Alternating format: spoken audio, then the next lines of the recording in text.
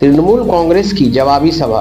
जिला अध्यक्ष नरेंद्र नाथ चक्रवर्ती ने विधायक अग्निमित्रा को बताया शूर्पणखा।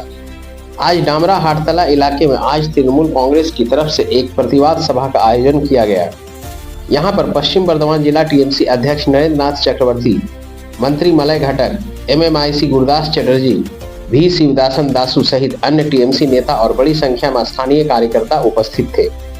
इस मौके पर टीएमसी नेताओं ने वर्तमान में राज्य में चल रहे एसआईआर की प्रतिक्रिया को लेकर कहा कि उन्हें इस प्रक्रिया से कोई गुरेज नहीं है।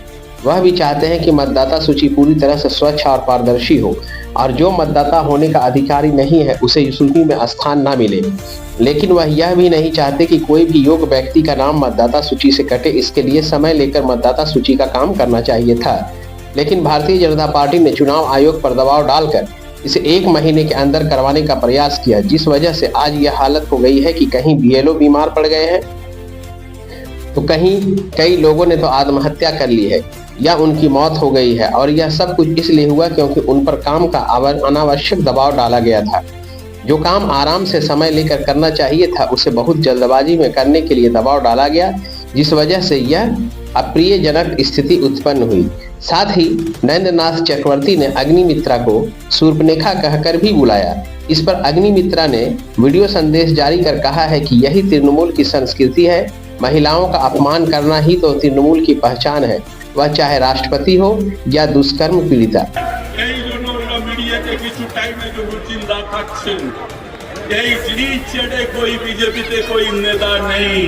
नेता काके बोलबे भाई जे शुरू থেকে মাটি থেকে জানা লড়াই লড়াই লড়াই চাই, লড়াই লড়াই লড়াই চাই, এই লড়াই লড়াই চাই, লড়াই করে বাঁচতে চাই। এই লড়াইতে জিতবে কে? প্রধানমন্ত্রী আমার কে? এই সবার কার্যকর্তা বন্ধুত্ব জনপ্রতিনিধি নেতা যে বসে আছেন সবার মনের মধ্যে দরকার আছে, লড়াই থাকবে তবে জিততে পারে। মমতা বন্দ্যোপাধ্যায়ের সম্পদ তৃণমূল কংগ্রেসের যে মানুষজন তাদের প্রত্যেককে আমি নত মস্তকে প্রণাম জানাই, নমস্কার জানাই, সালাম জানাই এবং জোহর জানাই। বন্ধু, গত পরশুদিন আমি মাসে একবার করে অন্তত চেষ্টা করি পুরী যেতে, জগন্নাথ দেবকে প্রণাম করে আসতে। তো গত পরশুদিন এক রাতে ছুটি নিয়ে শুধু মৌলানাকে ফোনে বলে গেছিলাম, দাদা আমি একটু জগন্নাথ দেবকে প্রণাম করতে যাব। তো পুরীতে যখন বেরোচ্ছি হঠাৎ দেখি ডামরার একজন ঘুরছে। আমি ওকে ডাকলাম, এই তোমার ডামরায় বাড়ি না?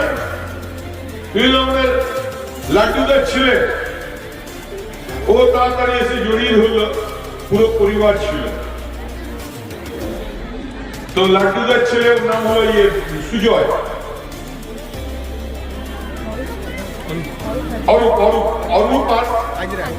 অরূপ আর একজন কে ছিল, মানে পুরীর মাঠে জেলা সভাপতিকে কাছে পেয়ে আমাকে ক্ষোভে বলছে, আপনি খবর নিলেন না?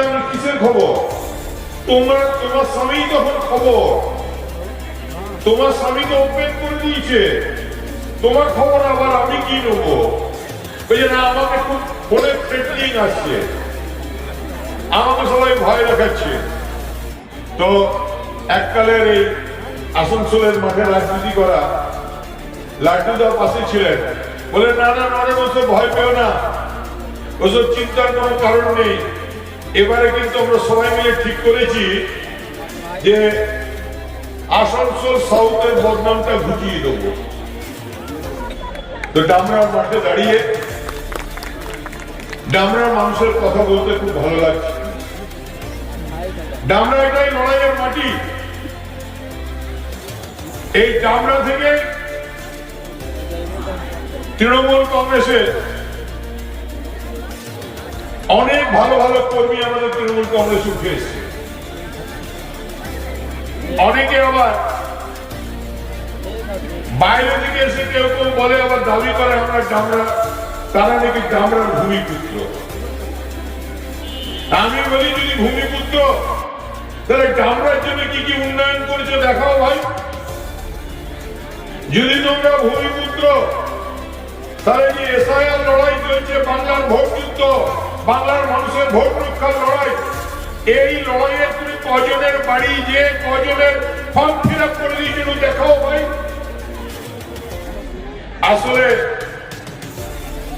সবাই এখন ভাবছে ভোলা জলে মাছ ধরতে নেমেছে। আরে আসানসোল সাউথের মানুষকেও বলি ধন্যি আপনাদের। আরে বোতামটা টেপার আগে একবার ভাবলেন না যে কাকে ছেড়ে কাকে ধরছেন, কাকে ভোট দিলেন? আরে আপনারা তো সুর্পনখাকে ভোট দিলেন, এ তো নাক কান কাটিয়ে চলে গেল। 4.5 বছর দেখা নেই, কারো খবর নেই। ডামরা কেন আসানসোল সাউথের মানুষ গান গাইছে, তোমার দেখা নাই রে, তোমার দেখা নাই।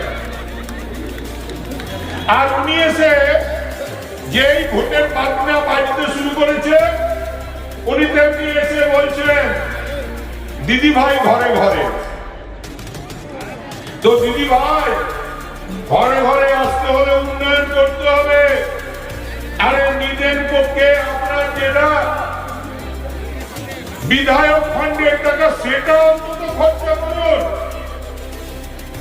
আসলে এরা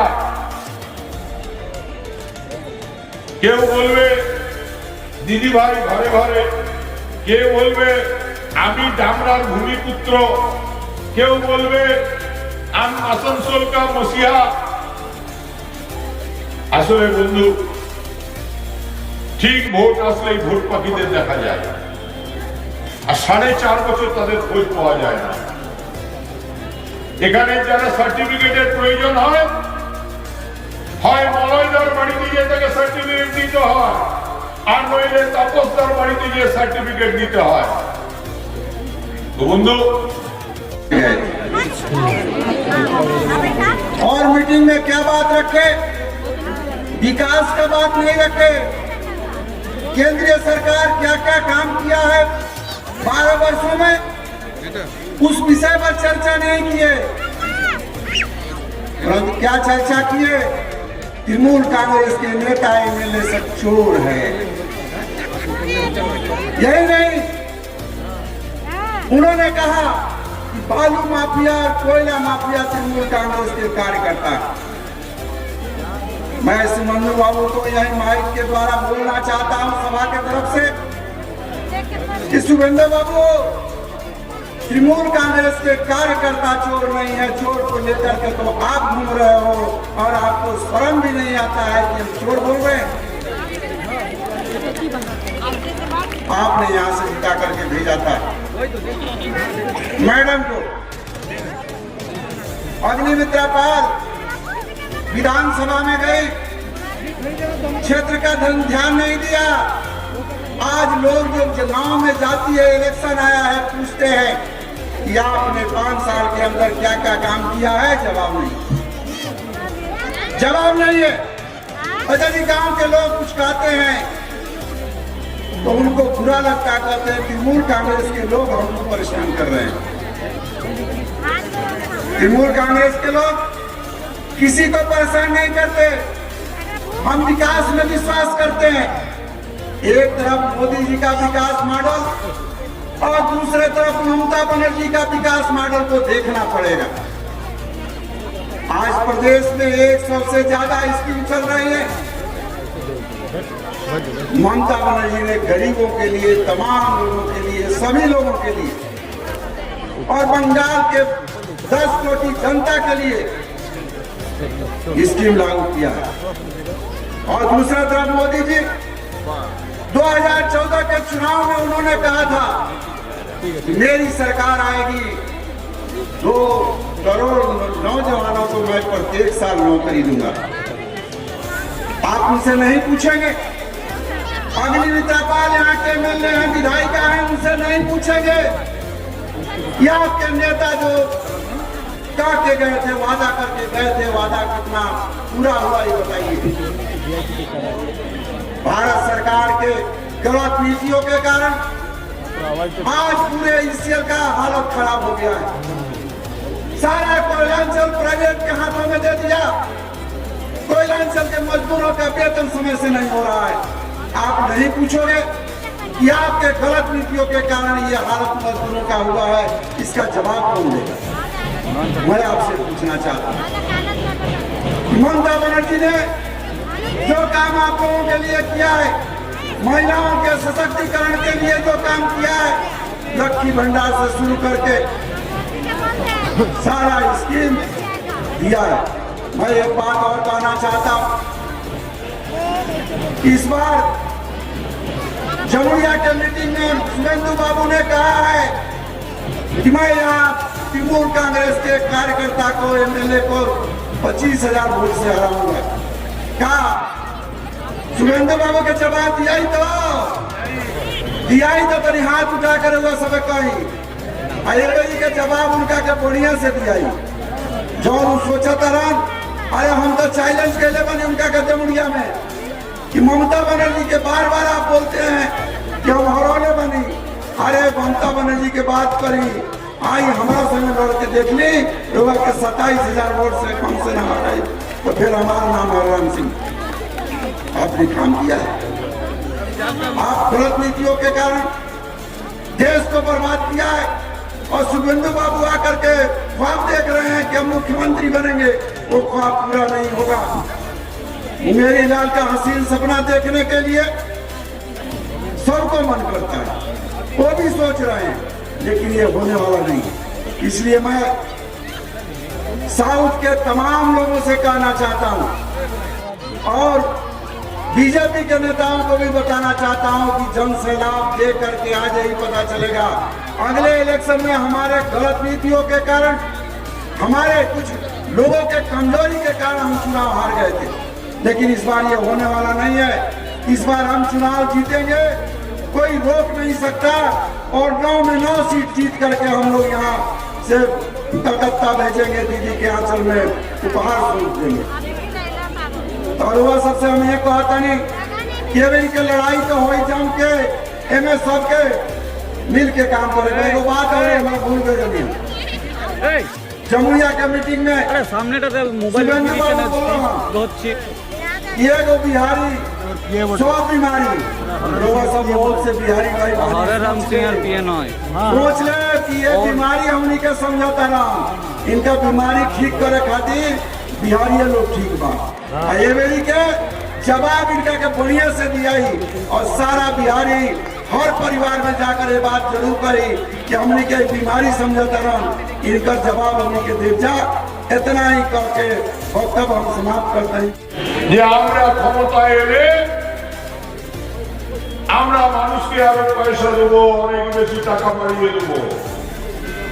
আর সে সময় যারা বাঙালি ভাই তারা গাইছেন, তারা বিহারে লিখেছেন যে ভোটের সময় 10,000, ভোটের শেষে বুলডোজার। তাই বাংলার মানুষের উন্নয়নের জন্য দায়বদ্ধতা চাই, যেটা মমতা বন্দ্যোপাধ্যায় দেখিয়েছে। এখানে একজন আছেন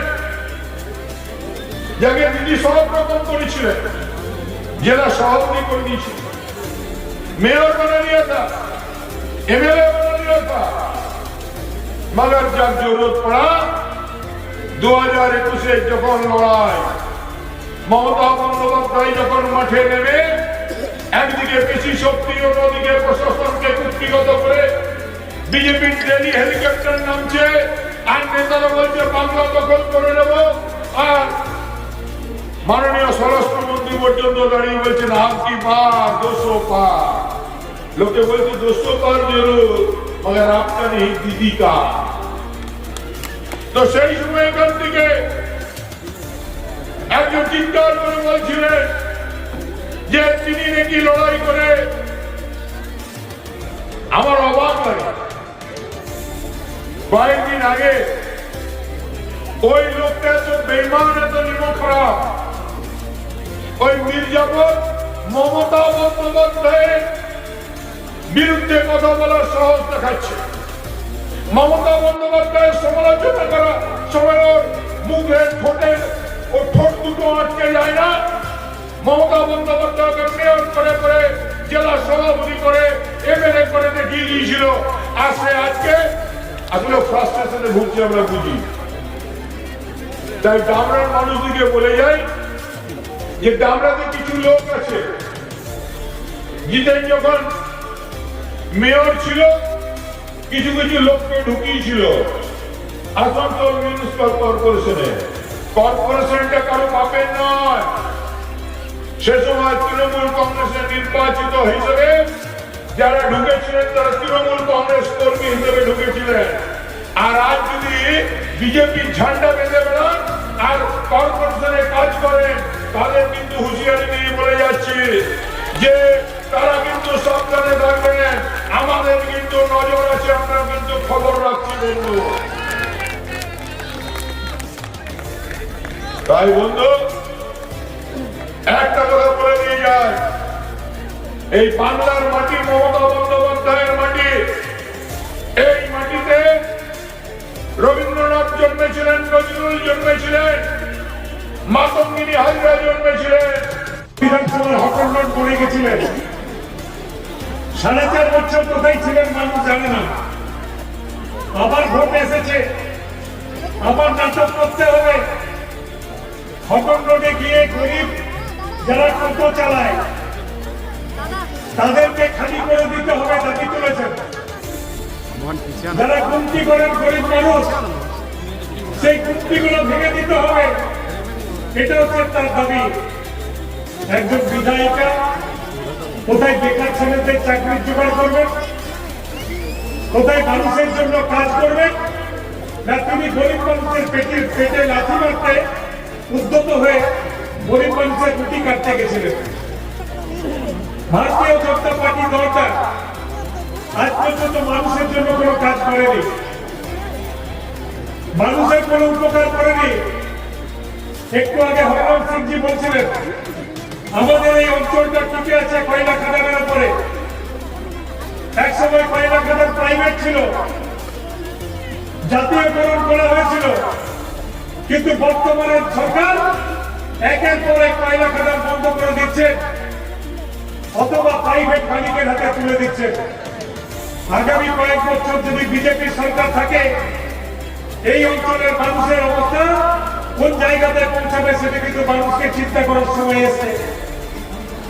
আর ওই শুভেন্দু অধিকারী বা অগ্নিমিত্রা পাল এসে মানুষের সঙ্গে মানুষকে লড়াবার যে চেষ্টা করছেন, নানা রকম ভাবে ধর্মের যে উস্কানি দিচ্ছেন, জাতির যে উস্কানি দিচ্ছেন, অন্যান্য যে উস্কানি দিচ্ছেন, সেই উস্কানির মানুষকে আমাদেরকে সভ্যতা করতে হবে, বোঝাতে হবে। দেখুন, আমরা বেশিক্ষণ বক্তব্য রাখবো না। বৈষ্ণব চট্টোপাধ্যায়ের বক্তব্য আপনারা শুনুন। আমরা জানি অনেকক্ষণ আপনারা এসেছেন, কিন্তু সভা চলছে, তাই সভা শুনে আপনারা যাবেন, এইটুকুই আমরা আপনাদের কাছে আশা করব। আমি আরেকটা কথা বলে শেষ করতে চাই যে আমাদের এই অঞ্চলে গত বিধানসভায় আমরা 6টা আসনে জিতেছিলাম, 3টে আসনে আমরা হেরে গিয়েছিলাম, কিন্তু এবারে যে অবস্থা তাতে 9টা আসনে তৃণমূল কংগ্রেস জিতবে, পশ্চিম বর্ধমানে 9 হবে, এটুকু আপনারা নিশ্চিত থাকুন।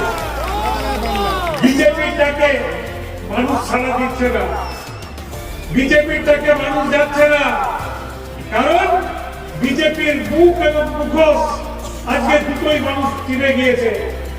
যে মুখোশ নিয়ে তারা ঘুরে বেড়ায়, সেই মুখোশের পিছনে তাদের আসল যে মুখ, সেই মুখটা কিন্তু মানুষ জানতে পেরে গিয়েছে। আজকে দেশের সম্পত্তি বিক্রি হয়ে যাচ্ছে, একের পর এক হাওয়াই আড্ডা বিক্রি হয়েছে,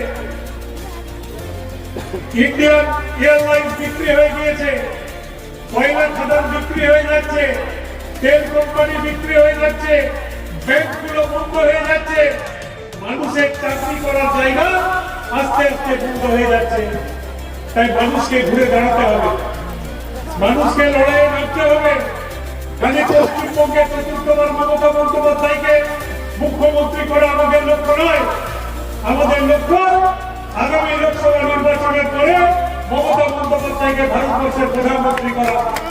ভারতবর্ষের প্রধানমন্ত্রীর আসলে মমতা বন্দ্যোপাধ্যায়কে যতক্ষণ না বসবেন, দেশের উন্নয়ন ততদিন পর্যন্ত হবে না।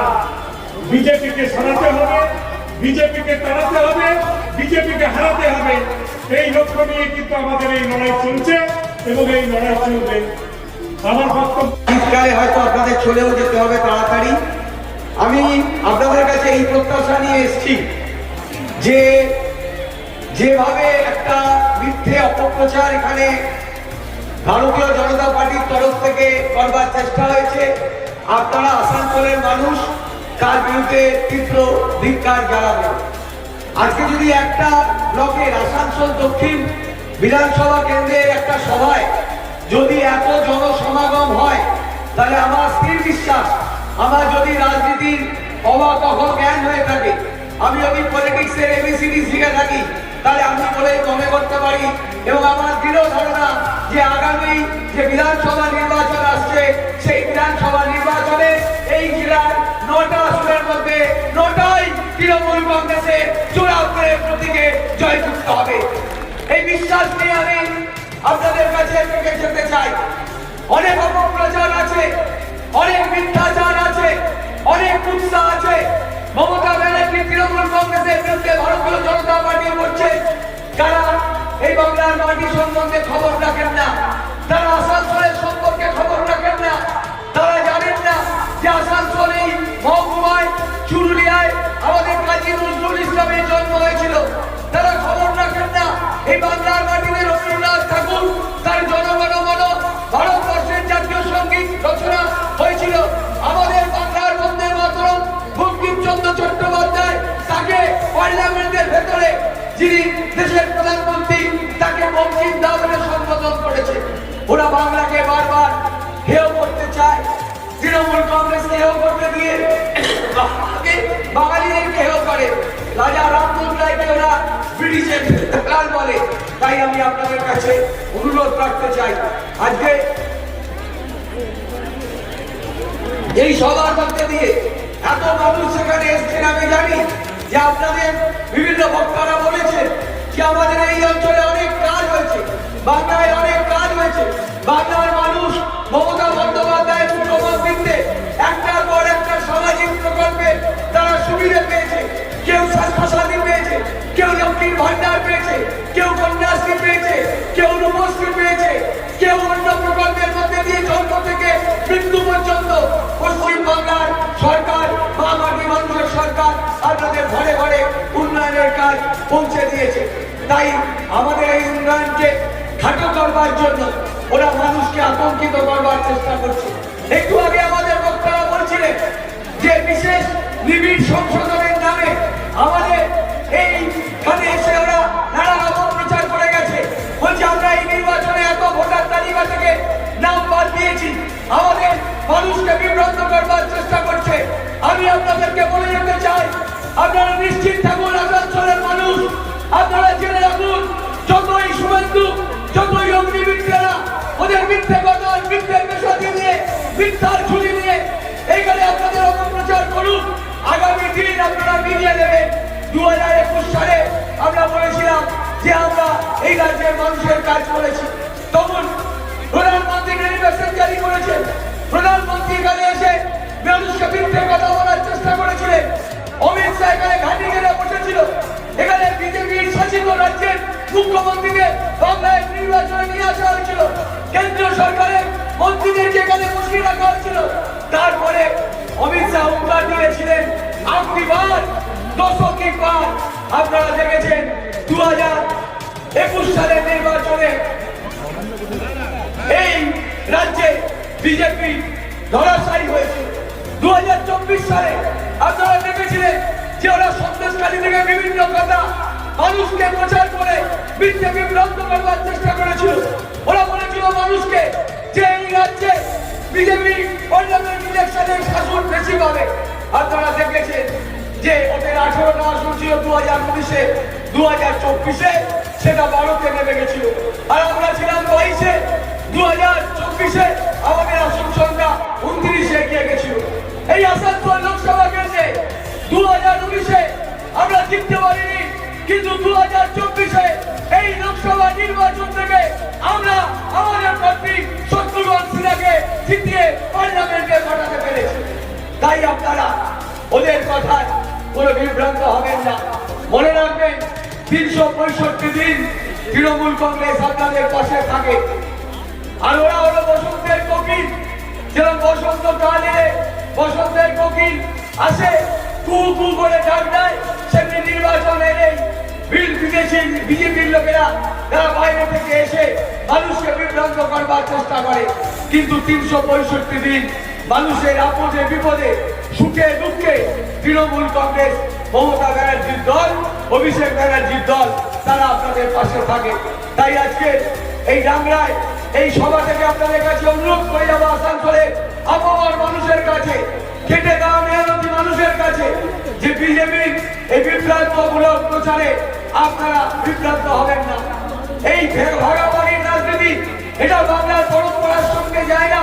কালকে প্রধানমন্ত্রী এলেন মিটিং করতে, আপনারা দেখেছেন নদিয়ায় 3 জন মানুষ মুর্শিদাবাদে মারা গেছে সেই মিটিং এ যেতে গিয়ে। কেন তাদের মৃত্যু হলো? সে ব্যাপারে বিজেপির হেল্প নয়, অথচ প্রধানমন্ত্রী তিনি যেতে পারলেন না তারেপুরের সভায়, কারণ কুয়াশা আচ্ছন্ন। তাহলে আজকে প্রধানমন্ত্রীর আমার জীবনের মূল্য এত বেশি, অথচ সাধারণ মানুষের জীবনের মূল্য নেই। এই হলো বিজেপি পার্টি, ওরা মানুষকে মূল্য দেয় না, মানুষের জীবনের ওদের কাছে মূল্য নেই। আজকে এসআইআর নিয়ে এত কথা হচ্ছে, আপনারা জানেন এসআইআর করতে গিয়ে এই রাজ্যে প্রায় 45 জন মানুষের মৃত্যু হয়েছে, সরকারি অফিসারদের মৃত্যু হয়েছে, যারা বিএলও হিসাবে কাজ করছিলেন তারা আত্মহত্যা করেছেন। তাদের মৃত্যুকালীন জবানবন্দিতে তারা লিখে গেছে যে আমার মৃত্যুর জন্য নির্বাচন কমিশন দায়ী। আর ওরা এসে আপনাদেরকে এই বিশেষ নিবিড় সংশোধন দিয়ে মানুষকে ভুল বোঝাচ্ছে।